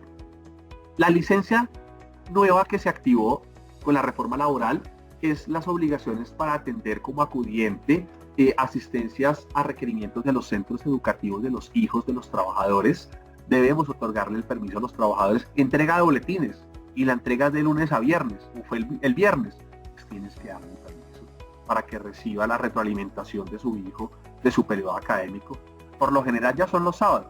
Tengo 3 hijos y pues todas mis entregas de boletines son los sábados y hasta virtuales. Entonces ya con la tecnología, miren nomás lo que hacemos nosotros con ustedes. No tenemos que estar desplazándonos a un lugar para recibir este tipo de capacitaciones. Y ahorita inclusive la entrega de boletines uno se conecta, 10 minuticos, papito, mire, a tu hijo le fue así, así, así, está perfecto, hay que mejorar esto. Hasta luego, chao, te cuidas. El boletín queda cargado en cibercolegios. A los que tienen hijos y me conocen. Cibercolegios, ¿listo ya? Entonces, esta es una licencia que se activa, que tenemos que cumplir para atender situaciones judiciales, administrativas y legales. El trabajador está citado en una audiencia como testigo, como demandado, como demandante. Tenemos que darle el permiso al trabajador para que asista a estas situaciones judiciales y administrativas, ¿correcto? No en todos los casos, algunas reuniones son presenciales. Sí, claro, por eso te digo, hay algunos. Yo, en mi caso en particular, algunas reuniones de padres de entrega de boletines son virtuales, pero hay otras que son presenciales, como por ejemplo en las escuelas de padres, que establece el Código de Infancia y Adolescencia la obligación del padre de asistir a la institución educativa, ya que si no se asiste se considera de cierta manera como un incumplimiento a los deberes como padre. Entonces hay algunas situaciones que pueden ser presenciales, y si es presencial, tenemos que darle el permiso al trabajador para que vaya a atender su situación académica, así como en el tema de las situaciones jurídicas, administrativas o legales. Y por último, la empresa tiene la potestad, si lo quieren, no es obligatorio, de otorgarle un día de descanso remunerado cada 6 meses a los trabajadores que se movilicen en bicicleta, que lleguen y que se vayan en bicicleta de las instalaciones de la empresa. Es una facultad, es una potestad, es optativo, no es obligatorio. ¿Listo? Desde el Ministerio de Trabajo les dicen, pero venga, ¿cómo así que usted a este trabajador que se moviliza en bicicleta, usted no le está otorgando el día de descanso? Uy, espérese un momentito, de trabajo. Y yo me acuerdo que uno de los abogados que me dictó en un seminario me estableció que el literal H dice lo siguiente: los empleados de empresas privadas y trabajadores regidos por el Código Sustantivo de Trabajo podrán, no tendrán, juego de palabras, hermenéutica, podrán acordar con el empleador un día de descanso remunerado por cada 6 meses de trabajo, en el cual certifiquen el uso de bicicletas como medio de transporte para la llegada y salida del sitio de trabajo. Señor inspector, la norma dice podrán, no tendrán. Y la norma es exegética, hermenéutica e interpretativa, por lo cual la empresa no tiene implementada esa política en la compañía. ¿Listo? Es muy importante tengamos esto en cuenta. Siguiente. El conceder, pues ya lo conocemos, al trabajador en caso del fallecimiento de su cónyuge, de su compañero o compañera permanente, o de un familiar hasta el 2º grado de consanguinidad, primero de afinidad y primero civil, una licencia de luto de 5 días. Esto no cambió. Lo que sí cambió es que se implementó la obligación de otorgar esta licencia cuando hablamos de hijo, padre o madre de crianza. Esto fue una ley específica que salió el año pasado, donde reconoce los hijos de crianza, los padres de crianza, y entran a ser, bajo el fallecimiento de alguno de estos, una licencia obligatoria en el marco laboral. ¿Listo? Séptimo punto, que ahorita no lo está revisando el Ministerio de Trabajo, pero lo va a empezar a revisar después del 25 de junio del 2026, y es la contratación de personas en estado de discapacidad. Ojo con esto. Si ustedes en la empresa, en el caso en particular, cuentan con hasta 500, con 500 trabajadores, deberán contratar o mantener contratados, según corresponda, al menos 2 trabajadores con discapacidad por cada 100 trabajadores. A partir del 501, trabajadores en adelante, deberán contratar o mantener contratado, según corresponda, al menos un trabajador con discapacidad adicional por cada tramo de 100 trabajadores. Ejemplo, la imagen que vemos acá. Si yo tengo menos de 100 trabajadores, no tengo que contratar absolutamente a nadie. Pero si yo tengo de 100 a 199, tengo que contratar 2 personas con certificación de discapacidad. De 200 a 299, 4 personas. De 300 a 399, 6 personas. Y así como lo ven ustedes en la gráfica. Y después de 699, uno por cada fracción. Después de 500, discúlpenme, uno por cada fracción de 100. Entonces, si yo tengo de 600 de 700 a 799, 13, y así consecutivamente. Entonces, les hago una pregunta a los empresarios que están conmigo el día de hoy en este seminario de Sure Software. ¿Tienen ustedes más de 100 trabajadores en las empresas? ¿Están en alguno de estos rangos?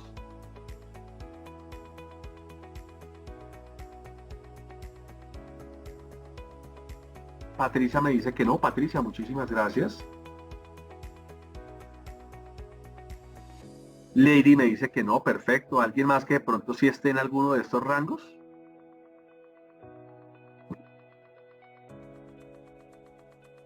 Bueno, creo que no. Entonces, ojo, si no tenemos más de 100 trabajadores, tranquilo. No tenemos que dar cumplimiento a esta obligación y el Ministerio de Trabajo no nos va a requerir. ¿Listo? Validación en la contratación de la carpeta del personal y en la carpeta laboral. Ojo con esto. Mediante la ley 2375 del 2024 se dispuso que si en la empresa ustedes van a contratar a alguien que tenga un contacto directo con un menor de edad, tienen que hacer una validación previa de los antecedentes a efecto de determinar si la persona ha tenido sentencias condenatorias por delitos sexuales, y eso lo inhabilita para ustedes poderlo contratar. Solo si ustedes tienen o la persona que van a contratar tiene un contacto directo con un menor de edad o con menores de edad. ¿Listo? Y pues importante el tener efectivamente estructurado dentro de la carpeta del trabajador pues todos los documentos que ustedes deben tener del trabajador. El Ministerio de Trabajo venga, les pide las carpetas y les dice, oiga, venga, déjeme ver cómo está la carta de solicitud de empleo, si existe, la autorización para el uso del tratamiento de datos personales, el contrato, el examen médico de ingreso. Es importante que tengamos muy bien estructurada la validación de la carpeta laboral. ¿Listo? Contratación de extranjeros. Octavo punto, si ustedes tienen trabajadores extranjeros, ojo con esto, ustedes saben que deben informar a la Unidad Administrativa de Migración Colombia sobre la contratación de este extranjero dentro de los 15 días calendario. Asimismo, 20 días siguientes a la suscripción del contrato con esta persona extranjera, ustedes deben reportar en el RUTEC, que es el Registro Único de Trabajadores Extranjeros en Colombia, la vinculación de ese trabajador extranjero y el reporte en el CIRE, ¿correcto? Sistema de Información para el Reporte de Extranjeros. Importante, esto lo está validando el Ministerio de Trabajo. Noveno, la política de trabajo en casa. Recordemos que en Colombia tenemos 3 tipos de modalidades para la ejecución de las actividades. Trabajo en casa, trabajo remoto y teletrabajo. Son diferentes, ¿correcto? En el caso de la política de trabajo en casa, ojo, el trabajo en casa es una medida excepcional, ocasional y transitoria. El trabajador está contratado para laborar presencialmente, pero por una situación excepcional lo mandé algunos días para la casa. Si devenga menos de 2 salarios mínimos, le debo reconocer el auxilio de conectividad, que es el mismo valor del auxilio de transporte. ¿Listo? Porque es una situación excepcional por corto tiempo. Si esa persona gana menos de 2 salarios mínimos, ¿le tengo que reconocer dotación? Claro que sí, le tengo que reconocer dotación. La dotación no se entrega por el hecho de que trabaje presencial o no presencialmente en la empresa, sino por el hecho de vengar menos de 2 salarios mínimos mensuales legales vigentes. Sin embargo, esta modalidad no puede ser superior a 3 meses, prorrogables por otros 6 meses adicionales. ¿Listo? Pero debemos tener la política de trabajo en casa. Lo está revisando el Ministerio de Trabajo. ¿Listo? Sí, Catalina, lo reportas una sola vez contrates a la persona. Si este mes contrataste un extranjero, tienes 15 días para reportar a migración y tienes 20 días para registrarlo en el RUTEC y en el CIRE. Si en abril contrataste 2 personas, mismos tiempos. ¿Listo? Solo haces el reporte una vez. Pero debemos tener implementada esa política del teletrabajo, del trabajo en casa, discúlpenme. Así como tenemos que tener implementada la política del teletrabajo. Teletrabajo ya es diferente. El trabajo no es lo mismo que el trabajo en casa. Con la reforma laboral se estableció que hay diferentes tipos de teletrabajo. Teletrabajo autónomo, móvil, híbrido, transnacional, temporal o emergente. En el caso en particular, el teletrabajador tiene derecho al reconocimiento del auxilio de conectividad. Lo está revisando el Ministerio de Trabajo, de que las empresas efectivamente le estén reconociendo a los teletrabajadores, sean autónomos, sean sean móviles o sean híbridos, el reconocimiento del auxilio de conectividad, que es el mismo valor del auxilio de transporte, siempre y cuando su asignación salarial sea inferior a 2 salarios mínimos mensuales legales vigentes. ¿Listo? Siguiente, trabajo remoto. Es otra de las modalidades. Acá sí no hay auxilio de conectividad. Acá sí chao auxilio de conectividad. En el trabajo remoto, pues es una reglamentación diferente, que es mediante la ley 2121 del 2021. Esto surge como consecuencia de la pandemia del COVID-19 y es la ejecución de actividades netamente remotas. Todo el tiempo remoto. Todo el tiempo remoto. Reuniones, procesos disciplinarios, todo es remoto. ¿Listo? Pero debemos tener implementadas esas 3 políticas, sea de manera individual o en el reglamento interno de trabajo. Es obligatorio y el Ministerio de Trabajo está auditándome la implementación de estas políticas. Junto, como en el punto 12º, la implementación de la desconexión laboral. Tenemos que implementar la desconexión laboral. Este es uno de los ítems que las empresas no cumplen. Y no les voy a preguntar, lo dejo allá a ustedes, pero analicen de todo lo que estamos viendo el día de hoy, si estamos cumpliendo con todo. Y ahí empecemos a corregir. ¿Tienen implementada la política de desconexión laboral? No, implementenla de una vez.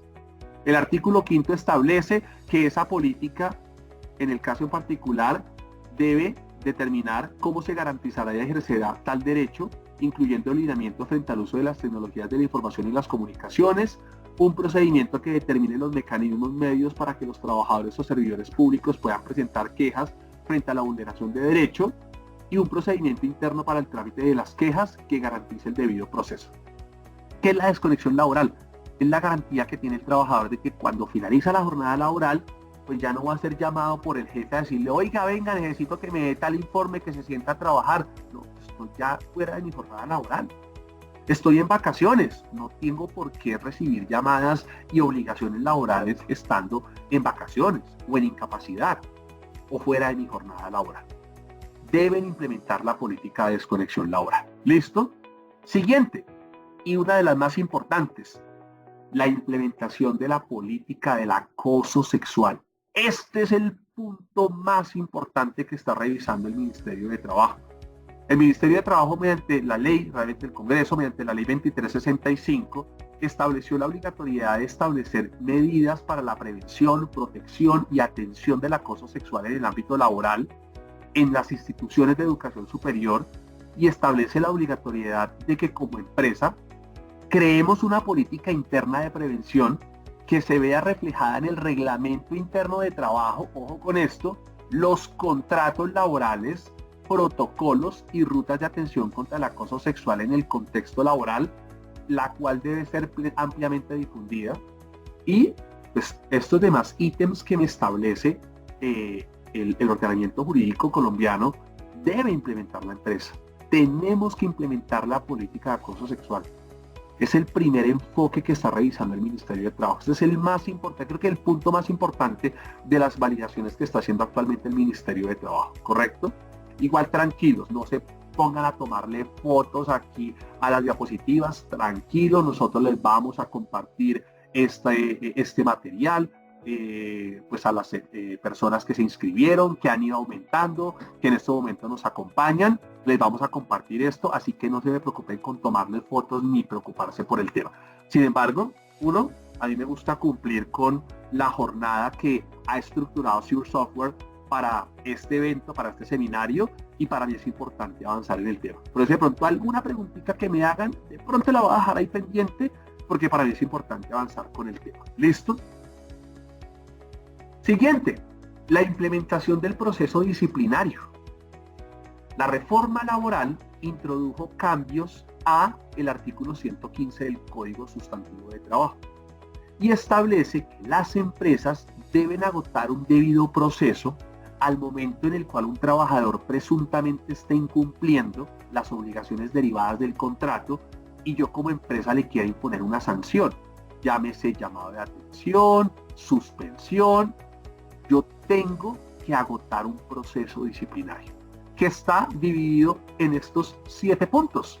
La comunicación formal de la apertura del proceso, En ese mismo comunicado, indicarle los hechos, conductas u omisiones que motivaron la apertura del proceso disciplinario. En ese mismo momento, es decir, en una primera etapa, emitirle al trabajador el traslado al trabajador o trabajadora de todas las pruebas que fundamentan los hechos, conductas u omisiones. El cuarto punto, que ya viene siendo una etapa adicional, la llamada diligencia de descargos. Pero le tengo que dar 5 días desde la citación. Ese es uno de los cambios que introdujo la reforma laboral. Anteriormente yo podía citar hoy y hacer hoy el proceso disciplinario. Ya no. Yo cito hoy, pero le tengo que dar 5 días al trabajador para que pueda prepararse y poder formular su diligencia de descargos. Que esto viene siendo las preguntas. Sírvase a indicar por qué motivo usted no llegó temprano el día de hoy. Sírvase a indicar si conoce el reglamento de trabajo. ¿Tiene alguna justificación por haber llegado 1 hora tarde? Si la falta fue haber incumplido la jornada laboral. Ese cuarto punto es esa diligencia de descargo. ¿Listo? El quinto punto y sexto vienen siendo el mismo, que es la notificación de la decisión. Es decir, se comprobó la falta, la sanción, acorde y proporcional al reglamento interno de trabajo. Y por último, en el séptimo punto, la posibilidad de que el trabajador, si no está conforme con la decisión, pueda llegar a presentar una impugnación o apelación de esa decisión ante la alta gerencia. Esto es obligatorio. La empresa tiene que implementar este proceso disciplinario ya mismo. Y el Ministerio de Trabajo está validando que la empresa esté cumpliendo con este procedimiento para la aplicación de las sanciones de los trabajadores. ¿Correcto? Entonces es importante que tengamos en cuenta este punto. 17. La implementación de los cambios, los cambios en los comités de convivencia laboral de conformidad con la resolución 3461. Los comités de convivencia cambiaron. Veníamos con una reglamentación desde el año 2012, mediante la resolución 1352 y 652 del año 2012. Sin embargo, con esta resolución 3461 del 2025, se modifican, como establece acá, se derogan las resoluciones del año 2012 y se establecen nuevos procedimientos y obligaciones y cumplimientos para el Comité de Convivencia Laboral.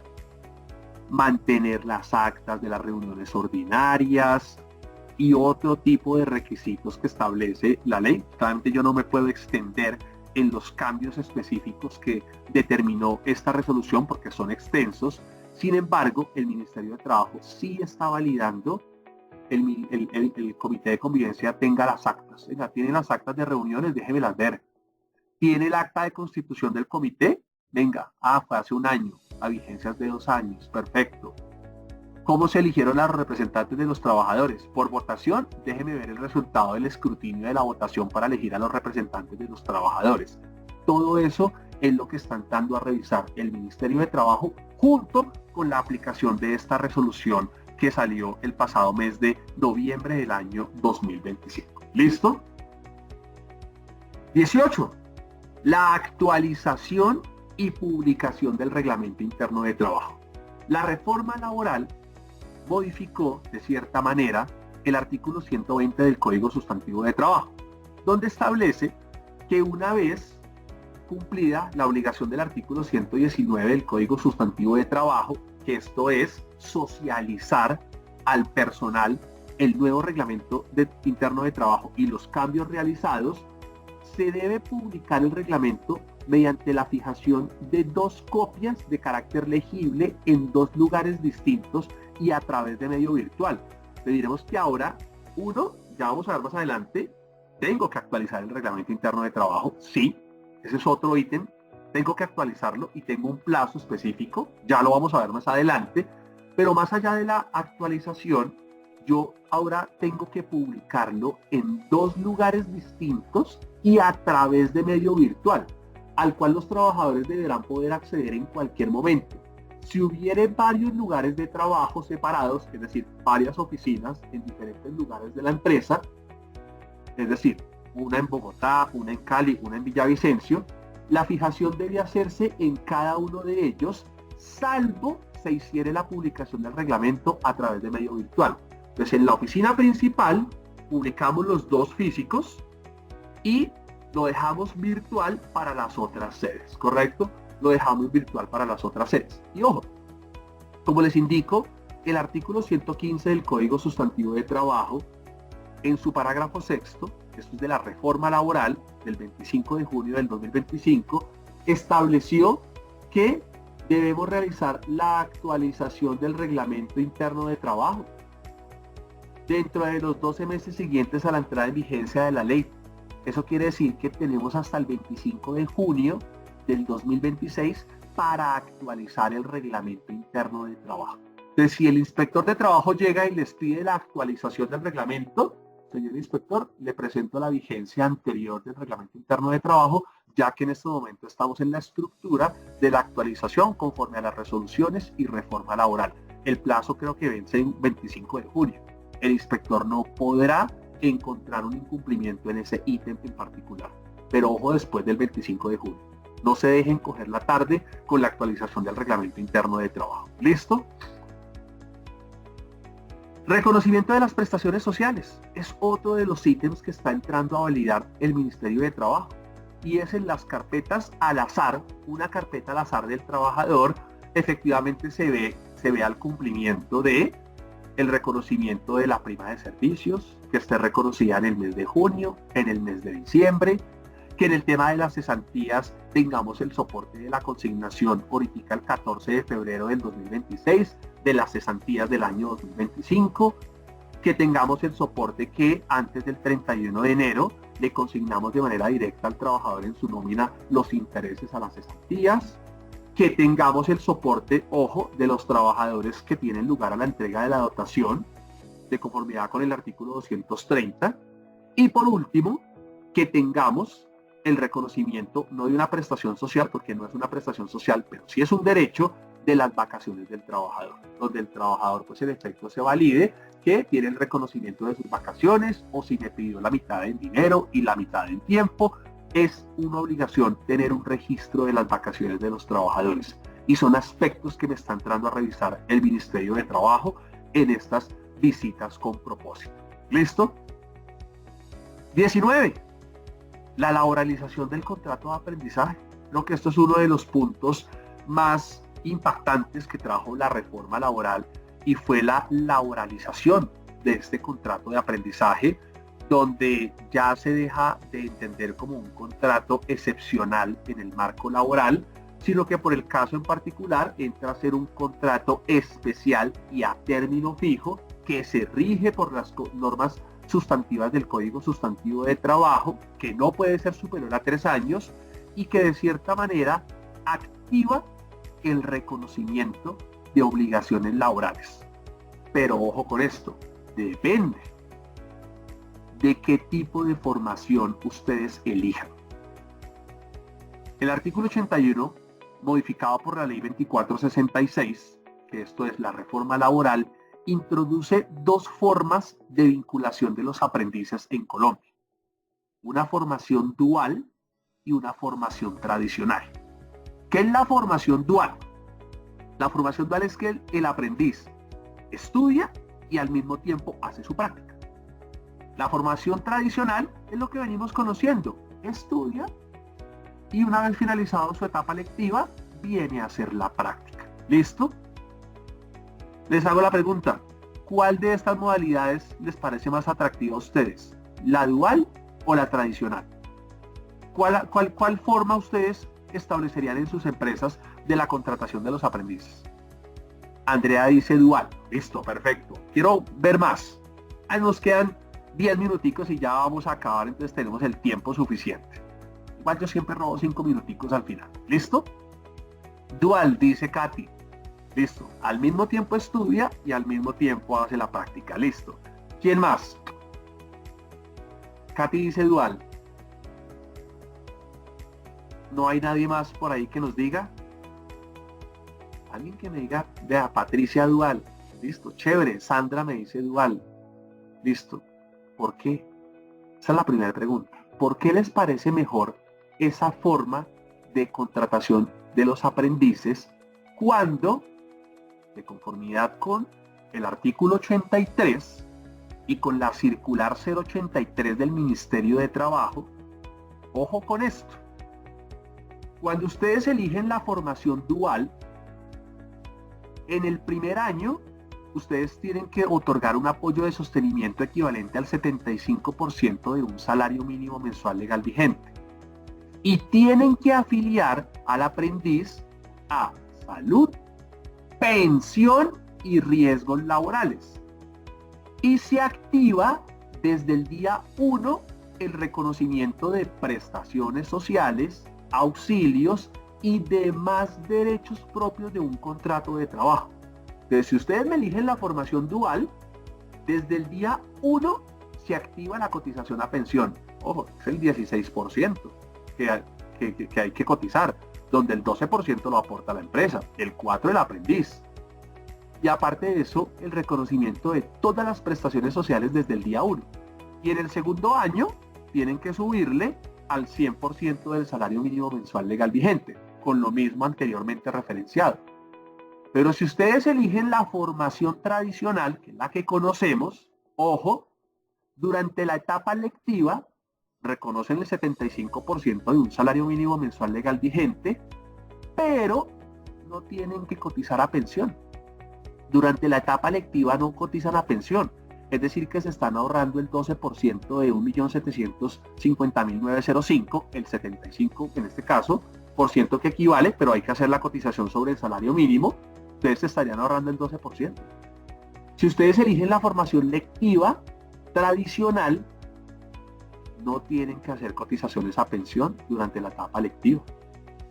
Ni tampoco, en el caso en particular, el reconocimiento de prestaciones sociales. Entonces, durante toda la etapa lectiva, solo apoyo de sostenimiento, cotización a salud y cotización a riesgos laborales.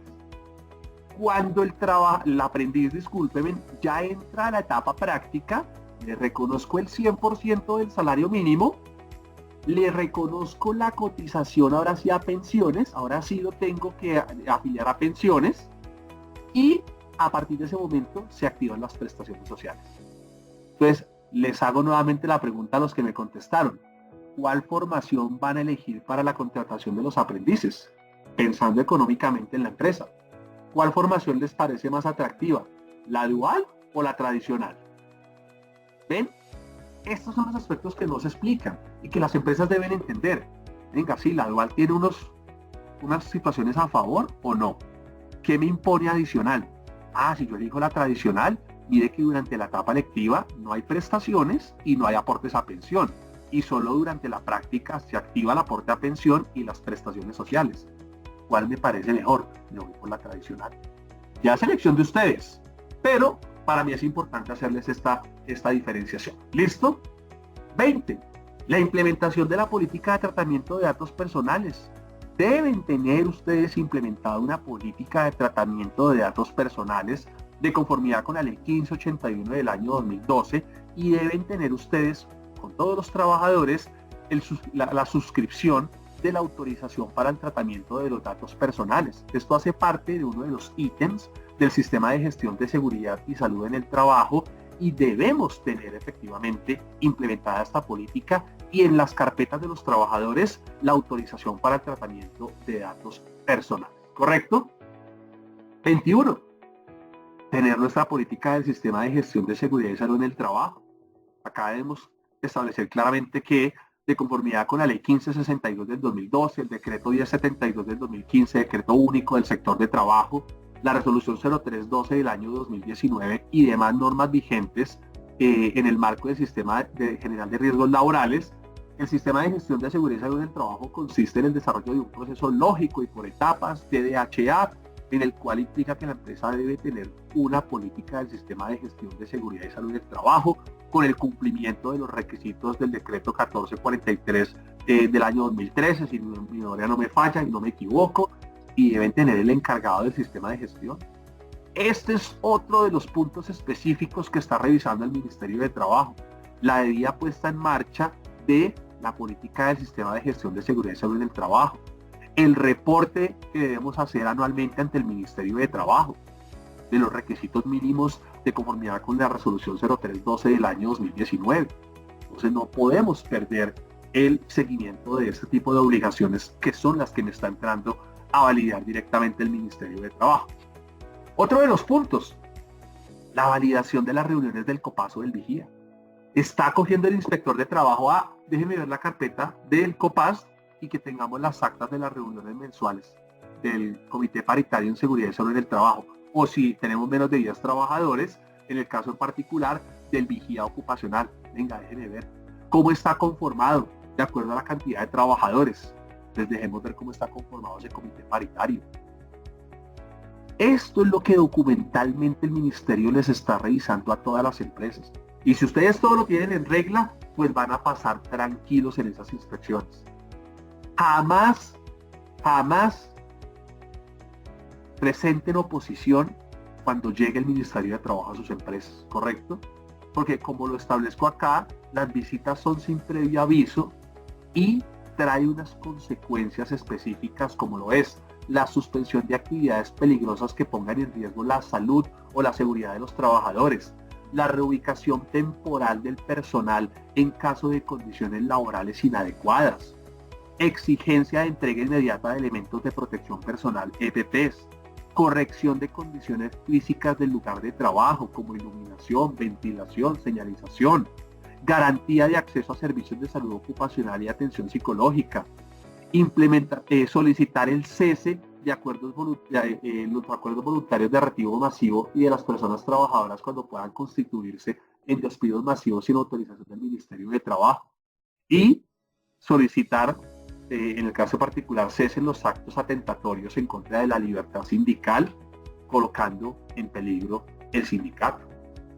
Las consecuencias jurídicas que trae las sanciones por parte del Ministerio de Trabajo, más allá de también afectar la operabilidad de la empresa, pues son sanciones económicas, que como les indicaba desde un inicio, pueden oscilar entre 1 y 5.000 salarios mínimos mensuales legales vigentes.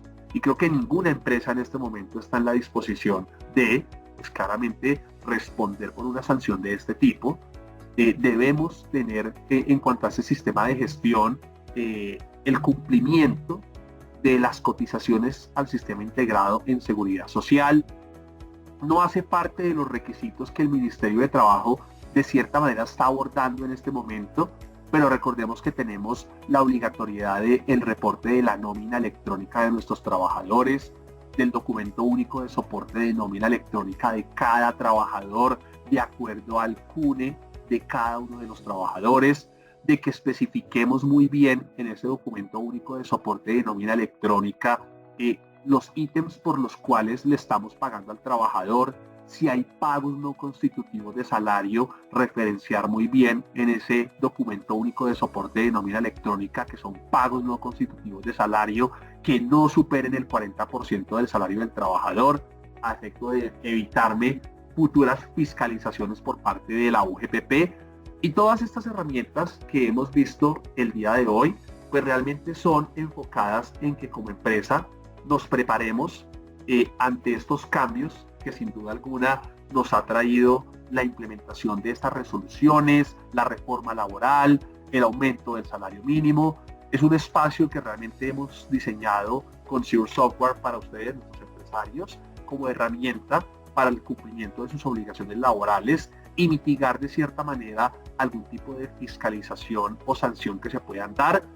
Creo que he cumplido con mi promesa de terminar a las 12. Hoy creo que me fui en punto, pero realmente quiero agradecerles a todas y cada una de las empresas su acompañamiento, el interés de estar conectados. Vimos que se fueron conectando muchos más, estuvieron activamente partícipes en este seminario que ha dispuesto Secure Software para todos y cada uno de ustedes y de sus empresas, y pues esperando podamos vernos en una próxima oportunidad. Les agradezco mucho a ustedes por su asistencia, a Secure Software por darme este espacio para poder darles este seminario a cada una de sus compañías. Dios bendiga, que tengan un excelente fin de semana, que tengan un excelente término de tarde, y agradecerles, y espero haya sido de su total interés y agrado este seminario. Muchísimas gracias.